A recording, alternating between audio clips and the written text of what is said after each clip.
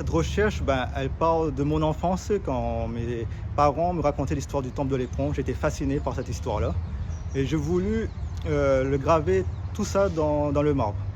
Je voulais aussi que la prochaine génération, les jeunes qui n'ont pas connu les anciens, puissent avoir cette transmission de leur passé. Le temple de l'éperon, il était situé un peu à l'écart des habitations de l'usine, mais c'était l'unique temple hindou de la zone. À Saint-Gilloise, il n'y avait pas de temple. À Villèle, il n'y avait pas de temple. À Salineo, il n'y avait pas encore de temple. C'était l'unique lieu dédié à l'hindouisme.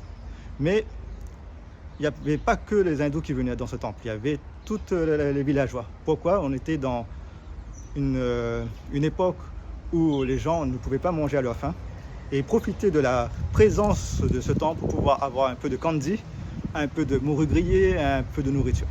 Le candy, c'est la nourriture typique dédiée à la déesse Marlimen. C'est une bouillie de riz avec du sel, des oignons, du jus de citron. Et les femmes du temple prenaient leur tablier et allaient à la porte de chaque villageois pour pouvoir avoir un peu de riz.